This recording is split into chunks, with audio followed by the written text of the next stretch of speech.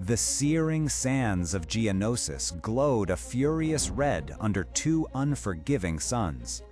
Within the colossal arena, the air vibrated with the roar of 1,000,000 alien insects, the clash of lightsabers, and the guttural cries of battle droids.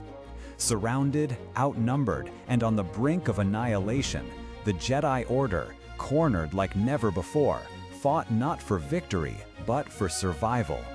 Grand Master Yoda, miles away on Coruscant, felt the sudden, chilling silence that fell over the Force as more and more Jedi signatures winked out. This was not a skirmish, this was an execution. Only moments before, the holographic visage of Obi-Wan Kenobi had flickered before the Jedi Council, his message stark and urgent. The Separatists have an army, countless droids, and they intend to start a war. Then came the horrifying news of his capture, alongside Anakin Skywalker and Senator Amidala, condemned to public execution. The galaxy teetered on a precipice. The Jedi, peacekeepers by nature, were caught in an impossible bind. They had no army.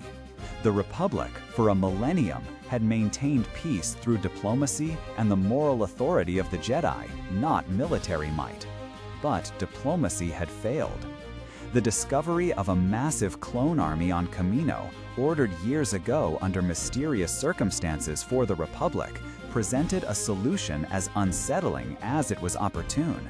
A pre-existing army ready to fight, a stroke of unbelievable luck in a moment of dire need. But the Jedi's deepest instincts whispered caution. Who truly ordered them? And was it right for the Republic to embrace such a force, to shed its peaceful mantle and become a nation of war? The wisdom of centuries weighed heavily on the Council, particularly on its oldest and most sagacious member. Yoda sat in quiet contemplation, the hum of Coruscant's endless traffic a distant drone against the thunderous silence of his own mind.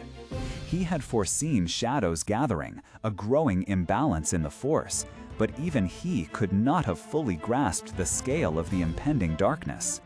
The plea from Geonosis was not just for aid, it was a desperate cry for intervention. Jedi lives were being lost. The Separatist threat was no longer theoretical, but brutally manifest, and the very fabric of the Republic was about to unravel. The choice before him was monumental, a true turning point in galactic history. To do nothing was to condemn the captured Jedi and allow the Separatists to declare war unchallenged, potentially fracturing the Republic beyond repair. To act meant embracing the mysterious clone army, a path that would inevitably lead to war. A war that would reshape the galaxy, force the Jedi into a role they had long avoided, and irrevocably change their destiny. Every fiber of his being, every tenet of the Jedi Code, rebelled against the notion of leading an army. Yet the cries of his Padawans, his knights, his masters, echoed through the Force. With the heavy weight of the galaxy resting on his ancient shoulders, Yoda made the decision. A single, profound act that would set in motion a chain of events for decades to come. To Geonosis, he declared, his voice firm, unwavering, yet imbued with a deep, sorrowful resolve. He would personally lead the first wave of the Grand Army of the Republic into battle. It was a choice born not of eagerness for conflict, but of necessity, a last desperate measure to protect life and preserve the fragile remnants of peace. And so, the Republic gunships descended through the reddish dust clouds of Geonosis, a sudden, thunderous salvation. Their arrival was not merely a military deployment, it was the birth pangs of the Clone Wars. Yoda, a small, green figure of immense power, was at the forefront. He moved through the chaos of the arena with a blur of green light and unparalleled grace, deflecting blaster bolts, saving lives, and coordinating the initial advance of the nascent Republic army. He was not just a general, he was the embodiment of the Republic's last hope, leading them into a conflict they were entirely unprepared for, yet utterly compelled to join. The battle raged, eventually pushing the Separatists back, but the victory on Geonosis was a hollow one. The dust settled, revealing not triumph, but the sobering reality of what had begun. The clone army had arrived, but so had the war. Yoda, standing amidst the fallen, the wounded, and the weary, could feel the galaxy shift on its axis. He had made the choice to unleash this new force, to meet violence with violence, understanding that there was no going back.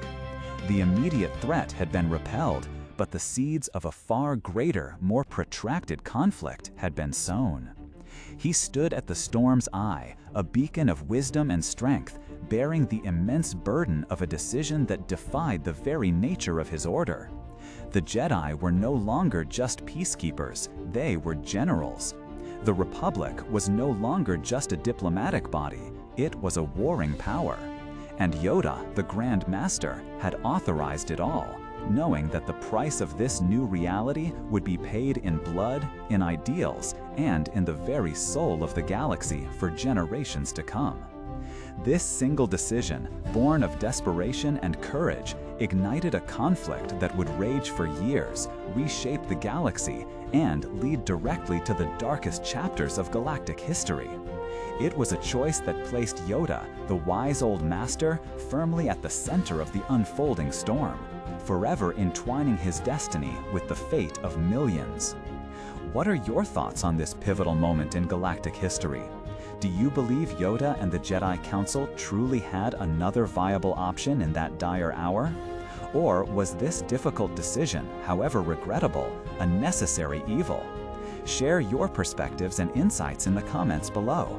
We'd love to hear your thoughts on this defining moment. If you enjoyed this journey through the Force, please consider liking this video and subscribing for more explorations into the saga. Until next time, may the Force be with you.